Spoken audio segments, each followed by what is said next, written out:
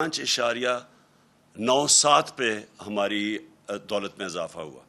फिर से मैं ये कह दूँ, ये 2004-05 के बाद सबसे वो दो ऐसे साल हैं जिधर सबसे ज़्यादा हमारी आमदनी में इजाफा हुआ है, हमारे आखिरी 2 साल। दूसरी चीज़ ये बड़ी आपके लिए कि मुल्क तरक्की कैसे करता है। मुल्क तरक्की तब करता है जब उसके पास पैसा आता है, जब उसके पास पैसा आता है खर्च करने के लिए। तो पाकिस्तान की तारीख में सबसे ज़्यादा ये इकोनॉमिक जो हमारी सर्वे के फिगर्स के मुताबिक हमारा जो रेवेन्यूज़ में टैक्स में इजाफा हुआ वो 6.1 ट्रिलियन यानी 6,100 अरब रुपया हमने टैक्स इकट्ठा किया। फिर हमारी एक्सपोर्ट्स जो थी, दूसरी तरह मुल्क में असल तो तब मुल्क की दौलत में इजाफा होता है जब उसकी एक्सपोर्ट्स बढ़ती हैं। तो ये पाकिस्तान की तारीख में सबसे ज़्यादा एक्सपोर्ट्स में हमारी बढ़ी हैं 32 अरब डॉलर। और ये याद रखें कि पिछले जो हमारे आने से पहले पिछले 5 साल तकरीबन वहीं की वहीं रुकी हुई थी।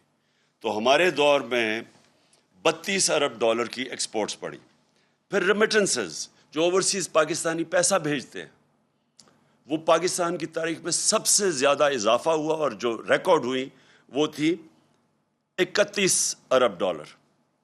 इसका मतलब जो बैरून मुल्क पाकिस्तानी थे उन्होंने हमारे अंदर उनको एतमाद था। वो ये देख रहे थे कि यहाँ इमरान खान यहाँ से पैसा बाहर नहीं भेज रहा, बड़े बड़े वहाँ फ्लैट्स और वहाँ बाहर के मुल्कों में नहीं पैसा इन्वेस्ट कर रहा, लंदन में बड़े घर नहीं दे रहा।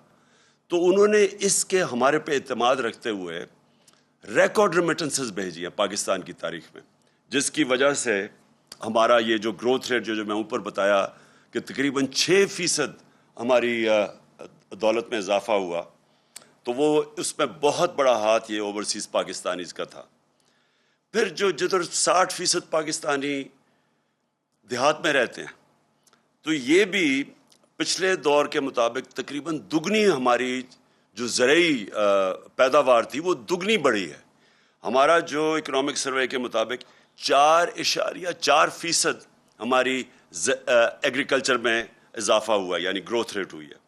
तो ये अगर आप पिछले दौर के मुताबिक उनके मुकाबले में देखें, उससे मुवाजना करें, तो ये पहली दफ़ा इतना ज़्यादा पैसा गया हमारे किसानों के पास। कभी पिछले 10-15 साल में किसानों के पास इतना पैसा नहीं आया। और उसकी बहुत बड़ी वजह कि हमने जो इंसेंटिव्स दिए, हमने जो ये जो शुगर माफिया था ये पैसे नहीं देता था किसानों को, वक्त पे पैसा दिलवाया और पूरी कीमत दिलवाई। पहले कटौती होती थी, पूरा पैसा नहीं पहुंचता था, कानून बनाए, उनको टाइम पे पैसा दिलवाया। जब किसान के पास पैसा आया उसने अपने ज़मीनों पे लगाया, उसकी वजह से रिकॉर्ड 2 साल रिकॉर्ड हमारी फसलों में बम्पर क्रॉप्स हुई, पैदावार बढ़ी, रिकॉर्ड पैदावार। फिर इंडस्ट्री, ये जो ग्रोथ रेट बढ़ी है इसमें बहुत बड़ा हाथ इंडस्ट्री का है। इंडस्ट्री हमारी बढ़ी 7.2% पे। और जो लार्ज स्केल मैन्युफैक्चरिंग है जिसमें दौलत में भी ज़्यादा इजाफा मुल्क में होता है और जो रोज़गार भी देता है, वो लार्ज स्केल मैन्युफैक्चर 10.4% उस पर ग्रोथ रेट हुई। और ये बड़ी देर के बाद इंडस्ट्री हमारी रिवाइव हुई। आपको पता होना चाहिए कि जब हम आए थे तो फैसलाबाद में टेक्सटाइल इंडस्ट्री बंद हो रही थी, अपनी फैक्ट्रियों को वो रियल एस्टेट हाउसिंग प्रोजेक्ट्स बना रहे थे जब हम आए थे, और टेक्सटाइल की रिकॉर्ड एक्सपोर्ट्स हुई। फिर जो सर्विसेज सेक्टर है उसमें 6.2% पे इजाफा हुआ। और जब कहते हैं कि जिन्होंने बहुत बड़े कर्जे ले लिए, मुल्क को कर्जों में डुबो दिया, ये मैं आपको अब फिगर्स बताता हूँ कि हमारा जो डेट जीडीपी रेशियो है, जो नून लीग छोड़ के गई थी 64% पे, 64% पे, वो ही हमने मेंटेन किया। और ये याद रखें कि हमें जब इन्होंने जो कर्जे लिए हुए थे उसके बैरूनी कर्जों के ऊपर सूद देना पड़ता था। इनके ज़माने में आधा ये साल का डॉलर्स इनका सूद पे वापस जाता था डेट रिपेमेंट पे, हमारा दुगना था। उसके बावजूद हमारी डेट जीडीपी रेशो وہ چینج نہیں ہوئی, 64% پہ رہی ہے. پھر جو اس کی وجہ سے جو روزگار ہے, ورلڈ بینک کی سروے ہے کہ سارے بر صغیر میں جس میں سب سے زیادہ روزگار پیدا ہوا اور پچھلی گورنمنٹ سے زیادہ, وہ ہمارے دور میں تھا. یعنی بے روزگاری سب سے زیادہ جو کم بے روزگاری تھی وہ پاکستان میں تھی بنسبت سارے ہندوستان کے بر صغیر میں. پھر ہم نے ڈیمز شروع کی. 50 سال کے بعد پہلی دفعہ پاکستان میں ڈیمز, بڑی ڈیمز بنائی گئی, اور یہ میں سمجھتا ہوں اس ملک کی اتنی بڑی ضرورت تھی, یہ بہت پہلے بننی چاہیے تھی, کیونکہ 30 سال دو خاندانوں نے اس ملک پہ حکومت کی. یہ دونوں خاندان جو اکٹھے آج گورنمنٹ میں بیٹھے ہوئے ہیں, انہوں نے 30 سال ملک میں حکومت کی, کوئی بڑی ڈیم نہیں بنائی. اور اس کے آج جو آپ لوڈ شیڈنگ کی ایک بہت بڑی وجہ کیا ہے, انہوں نے جو پاور پروجیکٹس بنائے پچھلے یہ 5 سال, یہ نون لیگ کا دور تھا, اس میں پاور پلانٹ امپورٹڈ فیول پہ تھے. کوئلہ جو کہ باہر سے امپورٹ ہوتا تھا, LNG باہر سے امپورٹ ہوتی تھی. تو جیسے وہاں کی قیمتیں اوپر گئی, بجلی کی بھی قیمت, اور جو باہر سے جب آپ کے زیادہ ڈالر باہر بھیجنے پڑے, اس کے اوپر فارن ایکسچینج پہ بھی فرق پڑا. تو آج یہ نہیں ہے کہ بجلی نہیں ہے, یہ جو پچھلے انہوں نے خود پروجیکٹ جو کانٹریکٹ سائن کیے تھے اس کو بھی پوری بجلی نہیں دے رہے. اور اس لیے نہیں دے رہے کہ وہاں کوئی مسئلہ, کیپیسٹی ہے ان کی 25% پہ وہ آپریٹ کر رہے ہیں, اس لیے کہ ہمارے پاس پیسہ نہیں ہے اتنا. وہ جو کوئلے کے اوپر پاور پلانٹس ہیں ان کو, کیونکہ کوئلے کی قیمت اوپر چلی گئی ہے, پیسہ نہیں ہے, فارن ایکسچینج نہیں ہے کہ ان کو کوئلہ پورا امپورٹ کر سکے, جس کی وجہ سے آج لوڈ شیڈنگ ہے. تو ڈیمز, پانی کے اوپر بجلی بنتی ہے, کوئی ہمیں فرق نہیں پڑتا باہر مہنگائی ہو یا نہ ہو, یہ پہلے ڈیمز بننی چاہیے تھی. تو اس ہمارے دور میں جو ہم نے 10 ڈیم کے پروجیکٹس, اس میں 3 بڑی ڈیمز ہیں, مجھے بڑے افسوس سے آج کہنا پڑتا ہے کہ وابڈا جو باہر سے, جس کی ریٹنگ ایسی تھی کہ باہر سے اس کو کریڈٹ ملتا تھا, آج انٹرنیشنل اس کی جو کریڈٹ ریٹنگ ہے وہ نیچے چلی گئی ہے جب سے یہ حکومت آئی ہے. اور نیچے جانے کا مطلب یہ کہ اب یہ پیسہ جو چاہیے ڈیمز کے لیے, جو باہر سے قرضے چاہیے جو مل رہے تھے وابڈا کی ریٹنگ کی وجہ سے, ساورن گارنٹی کے باوجود وہ اس کو جو قرضے دے رہے تھے, وہ اب ہماری ڈاؤن گریڈ ہو گیا, اور ہمارا جو سارا ڈیمز کا پروجیکٹ ہے وہ اب خطرے میں چلا گیا, کیونکہ پیسہ چاہیے بنانے کے لیے, فارن ایکسچینج ہمارے پاس ہے نہیں, گورنمنٹ کی خود ریٹنگ نیچے چلی گئی ہے, موڈیز نے پاکستان کی کریڈٹ ریٹنگ نیچے لے گئے ہیں.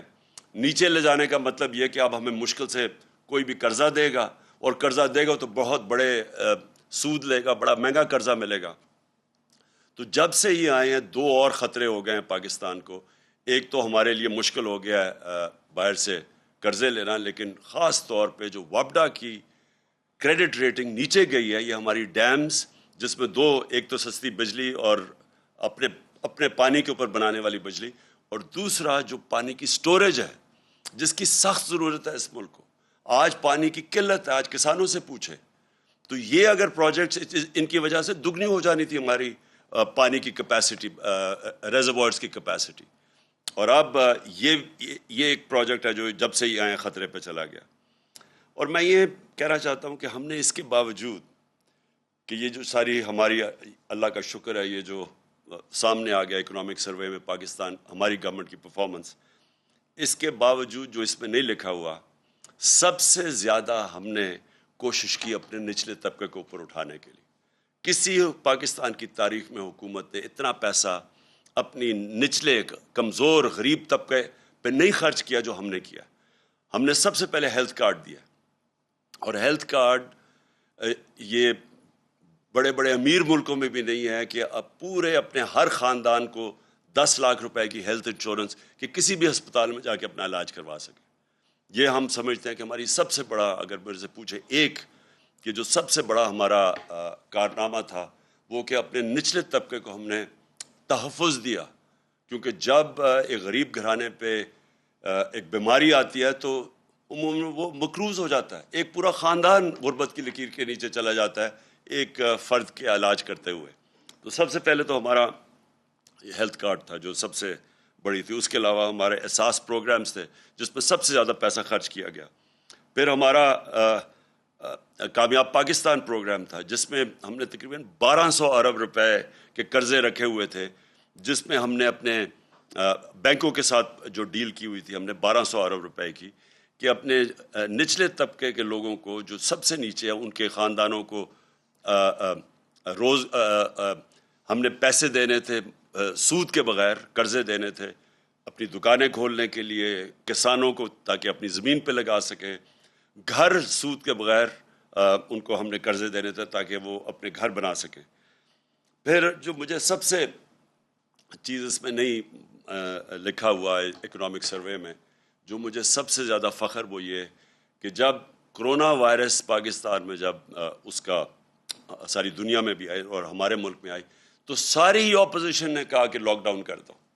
ان سب کی سٹیٹمنٹس ہیں کہ ملک کو لاک ڈاؤن کر دو جس طرح باہر کے ملکوں نے کیا تھا, اور انہوں نے میری تنقید کی کہ تم کیوں نہیں لاک ڈاؤن کر رہے.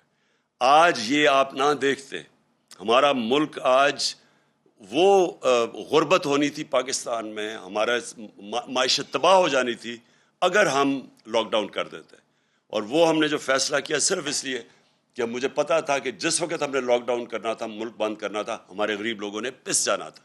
ہماری عام آدمی نے, دہاڑی دار, جو چھابڑی والا, جو بیچارے دن کی کمائی کر کے بچوں کا پیٹ پالتے تھے, ان کا کیا بننا تھا. تو ہم نے فیصلہ کیا کہ ہم نے پورا لاک ڈاؤن نہیں کرنا, اور وہ فیصلہ جو آج اس اکنامک سروے میں آپ کے سامنے آ رہا ہے کہ ہم نے اپنے ملک کو بھی بچا لیا, اپنی اکانومی بچائی, اپنے غریب لوگوں کو بچایا, اور پھر اپنے لوگوں کو کرونا سے بھی بچا لیا. مقابلہ کریں ہندوستان میں, جدھر اب لیٹسٹ جو بی بی سی کی میں رپورٹ پڑھ رہا تھا کہ 50 لاکھ لوگوں کی جانیں گئی ہیں کرونا سے, اس کا مقابلہ کریں پاکستان سے. اللہ کا کرم ہے ہمارا 31,000 ٹوٹل ہمارے جو اموات ہوئی تھی. تو وہ بہت بڑی کامیابی تھی, اور جو میں اس میں اکنامک سروے میں نہیں آئی. اب جب سے یہ حکومت آئی ہے, یہ ذرا 2 مہینے ہوئے ہیں اب, تو 2 مہینے میں ہوا کیا ہے. سب سے پہلے تو ساری تنقید ہمارے اوپر ہوئی 3.5 سال میں کہ جی انہوں نے مہنگائی کر دی, لوگوں کا معاشی قتل کر دیا مہنگائی کر کے, مہنگائی مارچ بھی کر دی کہ جی مہنگائی مارچ کر کے گورنمنٹ گراؤ, لوگوں کا بہت برا حال ہے. جو ٹی وی دیکھو, جو ان کے خاص ان کے صحافی تھے, اور میں دیکھ رہا ہوں کہ آج بڑی خاموشی ہے ان کے اندر, جو ان کے پیٹ صحافی تھے, وہ جا کے پبلک میں لے کے جا رہے ہیں مائک جی بتائیں آپ کا کیا حال ہے, اور وہ کہیں جی بڑا مہنگائی ہے, کدھر رہنے آپ پاکستان, اور ہمیں بڑا برا بھلا کہا گیا. تو جب یہ آئے تھے تو بڑی انہوں نے سازش اتنی بڑی کی, ملک میں کسی طرح اس گورنمنٹ کو گرایا جائے, تباہ کر رہی ہے. تو انہوں نے سب سے پہلے تو ان کو مہنگائی کم کرنی چاہیے تھی, لیکن انہوں نے کیا مہنگائی کم کی. ہمارے 3.5 سال میں جو پٹرول کی قیمت بڑھی 3.5 سال میں وہ 55 روپے لیٹر تھا, اور ڈیزل کی قیمت جو بڑھی وہ تقریباً 50 یا 51 روپے لیٹر تھا. انہوں نے آتے ساتھ ہی پچھلے 10 دنوں میں 60 روپے لیٹر پٹرول کی قیمت بڑھائی اور 60 روپے لیٹر ڈیزل کی قیمت بڑھائی. پھر ہمارے دور میں گیس دیکھیں گیس کی قیمت کتنی بڑھی, ان کے دور میں 45% انہوں نے گیس کی قیمت بڑھا دی. بجلی کی قیمت 10 روپے یونٹ اوپر بڑھا دیا انہوں نے. ابھی جو لوگوں کو پتہ چلے گا کہ مہنگائی ہوتی کیا ہے.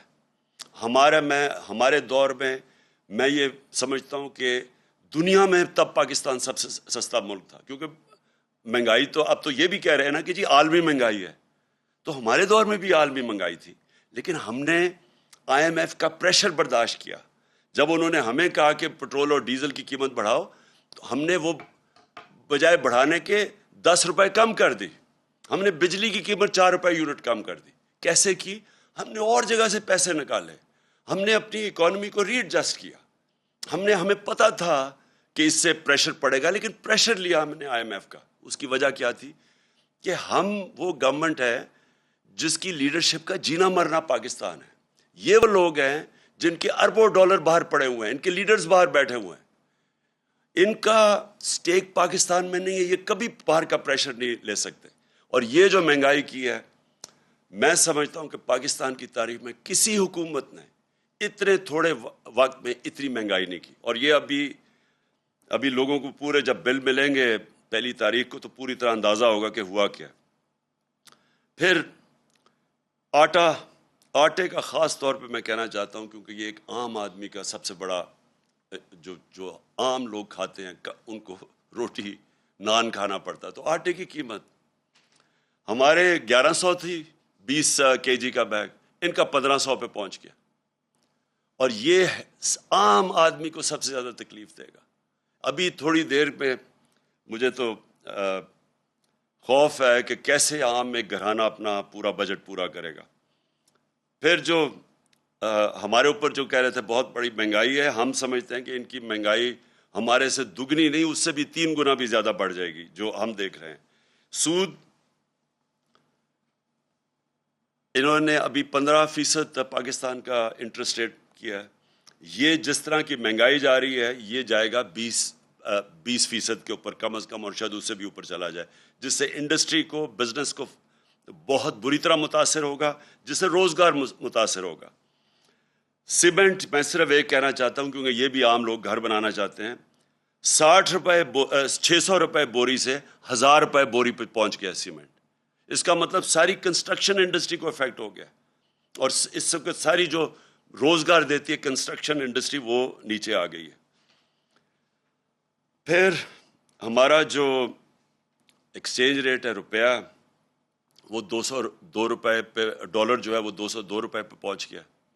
اس کے بھی ابھی آگے اثرات آنے والے ہیں, کیونکہ اس کا مطلب جو بھی چیزیں باہر سے امپورٹ کریں گے وہ مہنگی ہوں گی. پھر میں اسٹاک ایکسچینج 3500 پوائنٹس نیچے چلا گیا ہے. لوڈ شیڈنگ کا آج یہ حال ہے کہ آج کدھر گئی ہے بجلی؟ ہم بھی 3.5 سال تھے, کبھی کسی نے اس طرح کی لوڈ شیڈنگ دیکھی ہے؟ تو بجلی تو ہے, گئی کدھر؟ کوئی غائب تو نہیں ہوگی, کوئی لے تو نہیں گیا ساتھ. تو لوڈ شیڈنگ اس میں نااہلی بھی ان کی ہے, اور کیونکہ انہوں نے ہی وہ پاور پلانٹس بنائے ہوئے تھے جو امپورٹڈ فیول پہ, جب ان کی قیمت اوپر گئی کوئلے کی اور گیس کی, تو وہ بھی اس کی وجہ سے ان کے پاس پیسہ ہی نہیں ہے پوری طرح بجلی دینے کا لوگوں کو. اور جو میں آگے کہہ رہا ہوں کہ ہماری معیشت کا مجھے افسوس سے کہنا پڑتا ہے کہ جو موڈیز نے پاکستان کو ڈاؤن گریڈ کیا ہے, اس بعد اور مشکلات پاکستان کی آ جائیں گی, کیونکہ اس کا مطلب کہ ہم اب اپنی جو قرضے ہیں جو ہمیں قسطیں واپس کرنی ہیں وہ ہم پوری طرح دے نہیں سکیں گے, ہمارے پر قرضے اور بڑھتے جائیں گے. اور جو سب سے بڑا خوف ہے ہمیں ملک خدا نہ خواستہ وہ ڈیفالٹ نہ ہو جائے, کیونکہ ڈیفالٹ کا مطلب کہ ہماری معیشت کے اوپر اور ایسا سٹرین پڑے گا کہ وہ بڑی دیر لگے گی ملک کو پھر سے اٹھانے کو, اگر وہ خدا نہ خواستہ ہو گیا. اب میں جو اصل چیز پہ آیا ہوں کہ اگر ان کی تیاری نہیں تھی, اگر یہ معاشی طور پہ تیار ہی نہیں تھے کہ ملک کو سنبھالنا, تو کیا وجہ تھی کہ اتنی سازش کر کے حکومت کرائی ہے؟ اگر یہ ملک ہی نہیں سنبھال سکتے تھے, نہ یہ مہنگائی سنبھال سکے ہیں, نہ معیشت کو سنبھال سکے ہیں, تو کیا وجہ تھی؟ جلدی کیا تھی؟ تیاری کر لیتے, انتظار کر لیتے, 1.5 سال اور حکومت رہ گئی تھی. اور وہ اس کی وجہ اب سب کے سامنے آ گئی. ان کا کبھی بھی پاکستان کا ایجنڈا نہیں تھا. یہ جو بیرونی سازش جو باہر سے مل کے انہوں نے کیا ہے, وہ ڈونلڈ لو نے جو ہمیں دھمکی دی کہ جناب آپ اگر عمران خان کو نہیں ہٹائیں گے تو یہ ہو جائے گا, اگر ہٹا دیں گے تو ہم سب کچھ معاف کر دیا جائے گا. تو ڈونلڈ لو نے جب وہ سائفر بھیجا تو اگلے دن ہی جس کو بھی اس نے دھمکی دی, اگلے دن سب کچھ ہونا شروع ہو گیا. وہ عدم اعتماد بھی اگلے دن ہو گئی. اس کے بعد پھر لوگوں نے بھی جانا شروع کر دیا. یعنی جب معیشت اوپر جا رہی ہے, پہلے 2 سال جاتے جب ملک کے حالات مشکل تھے, جب ہم کرونا سے بھی لڑ رہے تھے, اور پھر جو IMF کے پروگرام میں ہم نے خرچے اپنے سارے کم کیے, بے روزگاری تھی, تو جانا تو تب چاہیے تھا. تو جب 6% گروتھ ریٹ پہ ملک جا رہا ہے, تو کیا وجہ ہے کہ یہ کوئی 20-40 لوگوں نے لوٹے ہونے کا فیصلہ کیا؟ کیونکہ یہ سازش کا حصہ تھا. وہ اس لیے نہیں جا رہے تھے کہ ملک کے اب حالات برے ہیں, وہ اس لیے جا رہے تھے کہ یہ پلان کیا ہوا تھا گورنمنٹ گرانے کا، اور یہ بیرونی سازش کے اندر یہ ملے ہوئے تھے ساتھ، یہ جو میر جعفر اور میر صادق ہے۔ اور اب آپ کے سامنے آ گیا ہے کہ یہ تو کہہ رہے تھے جی ہم نے مہنگائی بہت ہے، تو مہنگائی تو اب اس سے زیادہ بڑھ گئی ہے اور اس سے کئی گنا زیادہ بڑھے گی۔ تو اگر معیشت یہ کہہ رہے تھے کہ ہم نااہل ہیں، تو یہ معاشی حالات تو آپ کے اب سامنے ہیں۔ اصل میں یہ کیوں آئے تھے؟ یہ آئے تھے اس ملک میں اپنے کرپشن کے کیسز ختم کرنے کے لیے، یہ آئے تھے NRO 2 لینے کے لیے۔ NRO 1 کیا تھا جنرل مشرف نے، جس میں اس ملک کی تباہی ہوئی، جس میں یہ دونوں نے آ کے ملک لوٹا، 4 گنا زیادہ ہمارے قرضے بڑھائے۔ اور اب یہ NRO 2 تھا کہ جو انہوں نے 10 سال میں چوریاں کی تھی وہ معاف کروانے آئے تھے۔ اب یہ تماشا دیکھیں کیا ہو رہا ہے۔ آج یہ نیب کا جو بل پاس کریں گے، اس سے زیادہ شرمناک چیز اس ملک میں ہو ہی نہیں سکتی۔ شہباز شریف اب پرائم منسٹر نیب کا سربراہ بن جائے گا۔ FIA جس کے اندر ان کے اوپر وہ مقصود چپڑاسی کے کیس تھے، اور وہ جو 4 ارب اس کا تھا، 4.25 ارب، اور 16 ارب نوکروں کے نام پہ، اور پھر 24 ارب کے ٹوٹل ان کے اس کے شہباز شریف کے کیسز تھے۔ اب یہ FIA کے اوپر بھی خود بیٹھ گیا، نیب کے اوپر بھی خود بیٹھ گیا۔ اب ان کا مقصد کیا ہوگا کہ جو انہوں نے چوریاں کی تھی، پہلی چوریاں معاف ہو گئی تھی، انہوں نے جو 11 سال 90 کی دہائی میں چوریاں کی تھی، وہ جنرل مشرف نے ان کو NRO دے دیا تھا، وہ معاف ہو گئی تھی، وہ اربوں روپیہ ہضم کر بیٹھے تھے۔ اب جو پچھلے 10 سال کی چوریاں تھی، 8 سے لے کے 18 تک، اب اس کے لیے ان کو NRO چاہیے تھا، جس کی وجہ سے یہ ساری سازش انہوں نے کی تھی۔ اب یہ جب نیب کے اوپر شہباز شریف بیٹھ جائے گا اور FIA کے اوپر بھی وہ بیٹھ جائے گا، جس میں اربوں روپے کے، ان کے 45 ارب روپے کے کیسز ہیں شریف خاندان کے، تو کبھی کسی دنیا کے قانون کے اندر کبھی ملزم بھی قاضی بنا ہے؟ کبھی یہ ہو سکتا ہے کہ میرے کیسز ہیں اور میں ہی اوپر فیصلہ کروں؟ اور یہ سب سے زیادہ آج پاکستان کی عدلیہ کا ٹرائل ہے۔ یہ سمجھ جائیں کہ ساری قوم اب دیکھ رہی ہے یہ مذاق، کہ اگر پارلیمنٹ یہ پاس بھی کر دے تو کیا یہ پاکستان کی کانسٹیٹیوشن کی اسپرٹ کے ساتھ جاتا ہے؟ کسی بھی دنیا میں قانون میں یہ اجازت دیتے ہیں؟ کوئی قانون ایسا پاس کر سکتا ہے کہ میرے اوپر ہی کیس ہو اور میں ہی فیصلے کروں اوپر؟ اگر سہولت ان کو دینی ہے تو جو پاکستان میں جیل میں چھوٹی چھوٹی چوروں پہ لوگ بھرے ہوئے ہیں، ان کو بھی یہ سہولت دے دیں کہ وہ بھی اپنے اوپر بٹھا کے اور اپنے فیصلے کروا لیں۔ اور یہ جتنا بڑا، ایک تو چوری کا نقصان انہوں نے کیا ملک کا، لیکن جتنا بڑا اس سے پاکستان کو نقصان ہونے جا رہا ہے، اس کا آپ اندازہ ہی نہیں لگا سکتے، کیونکہ ہمیں پتہ ہے ان کے 10 سال میں جو چوری کیا، ہمیں کس طرح کا ایک ملک ملا تھا جس کا دیوالیہ نکلا ہوا تھا۔ ہمارے پاس 3 ہفتے کے صرف پیسے تھے فورن ایکسچینج، اپنے فورن لائبلٹیز کے لیے۔ مجھے پتہ ہے کہ مجھے کتنی ہمیں شرمندگی اٹھانی پڑی جب جانا پڑا اپنے دوست ملکوں کے پاس اور ہاتھ پھیلا کے کہ جی ہمیں پیسے دے دیں، نہیں تو ہمارے ملک کا دیوالیہ نکل جائے گا۔ اور پھر ہم نے کیسے ملک کو اس میں سے نکالا، اور اللہ کا کرم ہے کہ یہ جو اکنامک سروے میں پاکستان کی پرفارمنس آ رہی ہے، یہ تو اب ہم نے تو نہیں اناؤنس کر رہے ہیں نا، یہ ان کے دور میں پرفارمنس ہماری اناؤنس یہ کر رہے ہیں اکنامک سروے میں۔ تو پھر یہ جو انہوں نے تباہی کی اپنے 10 سالوں میں، اب کیا ہے ان کو ساری قوم دیکھے گی اور یہ ساری چیزوں سے یہ بچ جائیں گے اور ان کو معافی دے دی جائے گی، جبکہ غریب لوگ جیلوں میں رہیں گے؟ میں آج اپنی قوم کے سامنے یہ کہنا چاہتا ہوں کہ دیکھیں، یہ ہمارے لیے ایک فیصلہ کن وقت ہے۔ یہ کامیاب ہو گئے، یہ پہلے تو انہوں نے نیب ختم، آج سمجھ لینا نیب ختم، یہ سمجھ لیں کہ FIA ختم، اس کا مطلب ان کی چوریاں سب معاف ہو گئیں، NRO 2 مل گیا۔ دوسرا کام یہ کیا کرنے جا رہے ہیں، یہ آپ الیکشن کمیشن کے ذریعے ابھی سے دھاندلی کی تیاری کر رہے ہیں۔ پہلے تو انہوں نے سب نے مل کے، اور وہ جو الیکشن کمیشن ہے، EVM مشینز پہ ڈیلے کرتے گئے، کیونکہ اگر EVM مشین آ جاتی، جو سارے دھاندلی کرنے کے طریقے وہ ختم ہو جانے تھے۔ جیسے ہی الیکشن ختم ہوتا ہے بٹن دباؤ، رزلٹ آ جانا تھا۔ انہوں نے وہ ہونے نہیں دیا، اور جو ساری دھاندلی ہوتی ہے وہ جیسی الیکشن پولنگ ختم ہوتی ہے اور رزلٹ اناؤنس ہونے کے بیچ میں ساری طریقے ہوتے ہیں دھاندلی کرنے کے، تو پہلے تو وہ نہیں آنے دیا۔ پھر اوورسیز پاکستانی، ان کے لیے انہوں نے قانون، ان کو ووٹنگ ان کا حق لے لیا، پہلی چیز کہ وہ لوگ جو سب سے بڑا اثاثہ ہے اس ملک کا، بیرون ملک پاکستانی، جو یہاں ابھی آپ کو میں نے بتایا 31 ارب ڈالر جنہوں نے بھیجا اس ملک کو. دیکھ لیں کہ آئی ایم ایف نے کتنا ہمیں اب تک پیسے دیے یا امداد کتنی آئی ہے، اور دیکھ لیں کہ ان لوگوں نے اس ملک کے اوپر ہمارے اوپر کس طرح اس ملک کی خدمت کی ہے. ان کو یہ ووٹنگ رائٹ صرف اس لیے نہیں دے رہے کہ ان کو ڈر ہے کہ وہ ان کو ووٹ نہیں ڈالیں گے. تو اور دھاندلی کی تیاری ہو رہی ہے، وہ ہم پوری حلقہ بندیوں کے اندر ہمیں نظر آ رہی ہیں چیزیں، ہم پورا بھی اس پہ بھی عدالت میں جائیں گے کہ کس طرح انہوں نے لوگوں کی ووٹ ادھر ادھر کی ہے، کس طرح انہوں نے مینیج کی، اور ابھی سے تیاری کر رہے ہیں دھاندلی کی. کیونکہ یہ کبھی بھی دھاندلی کے بغیر یہ جیت نہیں سکتے، کیونکہ ان کے پبلک کے اندر تو نکل نہیں سکتے یہ آپ، جس طرح انہوں نے سازش کر کے اور اب جو لوگوں کی کمر توڑی ہے مہنگائی کے ذریعے. تو اس لیے اب یہ کریں گے کیا، انہوں نے سب سے پہلے اپنے کیسز ختم، اس کے بعد الیکشن کو کیسے انہوں نے دھاندلی کے ذریعے جیتنا ہے، اور تیسری چیز انہوں نے کیسے خوف پھیلانا ہے لوگوں کے.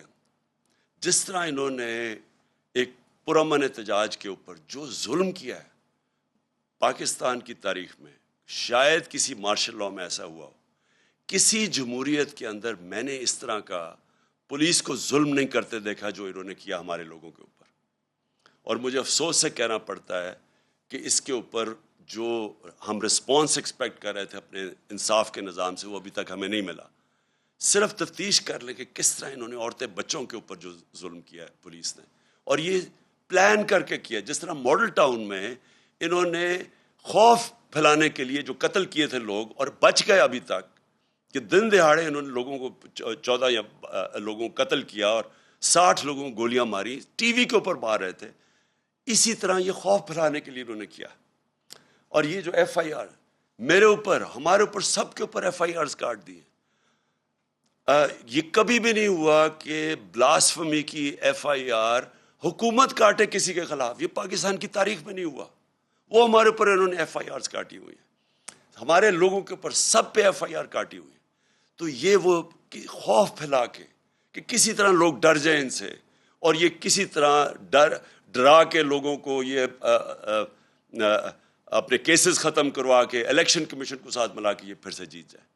تو میں آج یہ اپنی ساری قوم کے سامنے رکھنا چاہتا ہوں کہ یہ ہمارے لیے ایک فیصلہ کن وقت ہے. ہمارے سامنے ایف آئی اے کو جو انہوں نے کیا ہے، میں وہ ایف آئی اے کے جو ڈاکٹر رضوان جو ان کے کیس کی تفتیش کر رہے تھے، ہارٹ اٹیک سے وہ مر گئے، کوئی ان کی ہسٹری نہیں تھی ہارٹ ڈیزیز کی. پھر ایک اصغر تھے، وہ بھی تفتیش کر رہے تھے ایف آئی اے کے ان کے کیسز کے اوپر، اس کو ہارٹ اٹیک ہو گیا. اب آج ہم سنتے ہیں کہ مقصود چپڑاسی، جس کے اکاؤنٹ میں انہوں نے 4.25 ارب روپیہ 375 کروڑ روپیہ اس کے اکاؤنٹ میں ڈالا تھا اور اس کو باہر بھگایا ہوا تھا دبئی، آج پتہ چلے وہ دبئی میں ہارٹ اٹیک سے مر گیا. میں یہ سمجھتا ہوں کہ ان سب کے اوپر تفتیش ہونی چاہیے. یہ ہو ہی نہیں سکتا کہ ان کے جب بھی کوئی کیسز ہوں، یا وہ ایل ڈی اے میں آگ لگ جاتی ہے ان کے ریکارڈز کے اندر. ہمارے دور میں کیوں نہیں کسی آگ لگی، کئی ریکارڈز جلے ہیں، ان کی کتنی دفعہ ریکارڈز جلے ہیں. یہ پورا مافیا اسٹائل ان کا آپریشن ہے. خوف پھیلاتے ہیں، لوگوں کو ڈراتے ہیں، پھر خریدتے ہیں، یا خریدتے ہیں یا ڈراتے ہیں. اس کے اوپر پوری تفتیش ہونی چاہیے کہ یہ مقصود چپڑاسی بھی ہارٹ اٹیک سے گیا اور یہ دو بھی. اور پھر ایک ایف آئی اے کے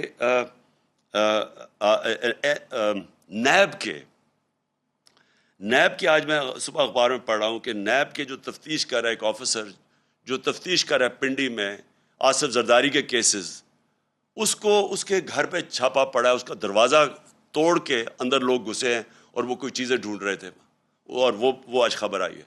تو جب آفیسرز ہی نہیں، کون ان کے خلاف بولے گا؟ اب جب یہ اوپر بیٹھ گئے ہیں تو ان کو تو سارا ایک مافیا کنٹرول ہو گیا. تو میں آج آخر میں یہ بات کرنا چاہتا ہوں کہ، اور یہ میری آخری بات ہے آپ سب سے، کہ دیکھیں ہمارے پاس اب دو راستے ہیں. ہم چپ کر کے یہ سہ جائیں تو یہ ملک جس طرف جا رہا ہے اور جدھر یہ لے کے جا رہے ہیں اس کا کوئی مستقبل نہیں ہے. معیشت کا آپ نے دیکھ لیا، مہنگائی آپ نے دیکھ لی. اب یہ جو کنٹرول کریں گے سارے ادارے، ان ساروں کو ختم کریں گے. اور یہ جتنے بھی پاکستان کے ادارے ہیں آہستہ آہستہ، کیونکہ انہوں نے اپنے آپ کو اوپر رکھنا ہے قانون سے، کیونکہ یہاں قانون کی بالادستی نہیں ہوگی، یہاں ان ڈاکو کی کنٹرول ہوگا. انہوں نے اوپر بیٹھ کے ساری پاکستان کے ادارے تباہ کر رہے ہیں. ہمارے دور میں ذرا سوال پوچھتا ہوں کہ بتائیں کسی کے اوپر جھوٹا کیس کیا، کتنی ایف آئی آرز کسی کے اوپر کٹوائی؟ انہوں نے 3 دفعہ لانگ مارچز کی، کبھی کسی کے اوپر کوئی ایک فائر کیا.